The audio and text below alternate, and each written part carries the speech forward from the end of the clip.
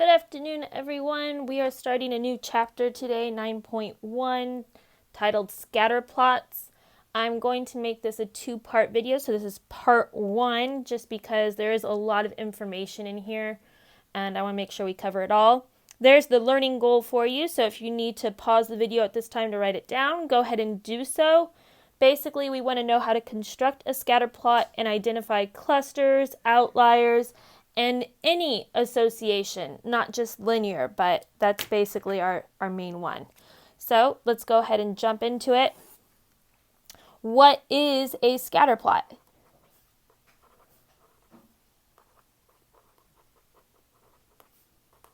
Well, we have already really made some scatter plots in the past. We just haven't really identified them. It is a graph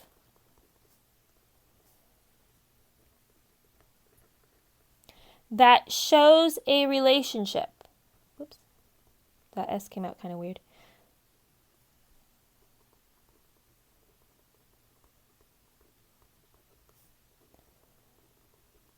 Between two data.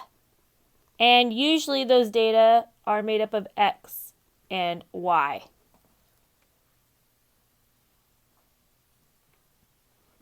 So let's look at an example.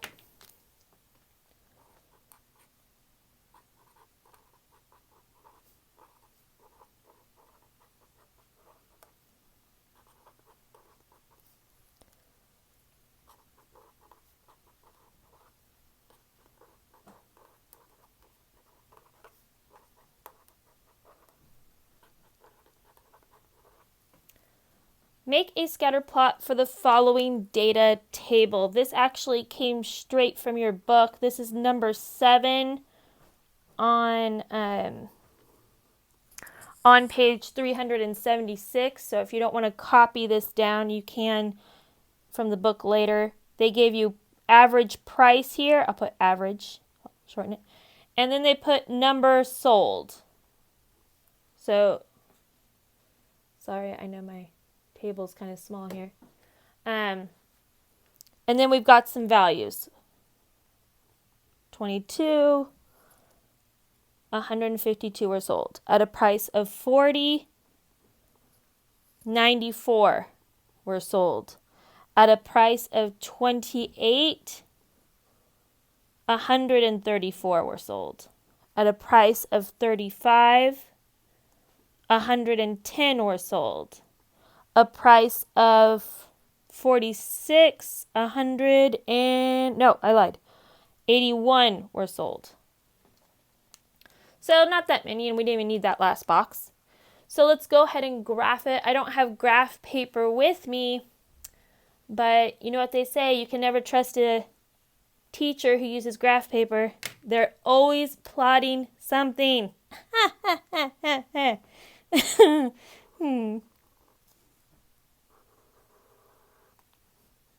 So down here, I'm going to put the price. And on the side, I'm going to put number sold. And since this graph does have a range of numbers, I'm not going to go by ones, because if I were, I'd be drawing little data points all day long. So I'm going to go by tens on the x-axis, because I see my smallest number is 22 and my largest number is 46. So I'm going by tens. And then this way, I'm going to go by 20s. So 20, 40, 60, 80, 100, 120, 140, and 160 there. And then I'm going to just plot my points as best as possible.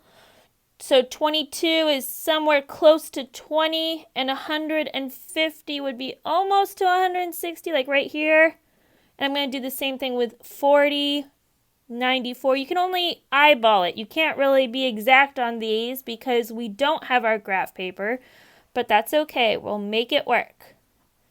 35, 110, and 46, like 81 right here. All right, So that's how you make a scatter plot. Really, you're just plotting X and Y just like we've been doing. Now comes the fun part. Oh yes. We are going to describe, so let's see if I can go back out. We are going to describe what we see. So describe the relationship. So that's basically saying, hey, we took these numbers. If we were working at a store, what can we say? What happens as the price goes up? Well, just by looking at it, common sense tells us, well, it started high. It started at 152, right? That's when the price was real low. As soon as we upped the price to 46, we didn't sell nearly as much. So when we say describe the relationship, you say, as the price goes up,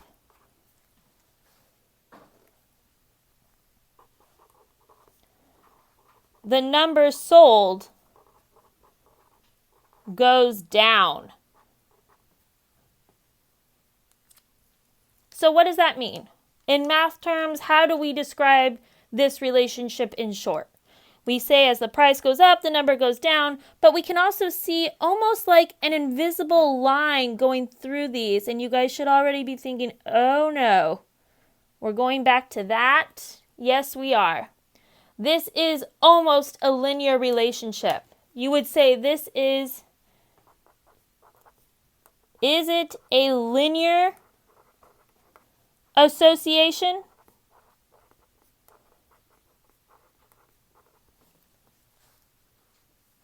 And yes, it is, because as the price is going up, the other one's going down. They're all almost in a nice straight line. So yes, it is a linear association. And we could answer all kinds of questions based on this graph. You could say, how many were sold at a price of $30? Well, we don't have the exact amount, but we can estimate, looking at 30, it looks like it was about 120.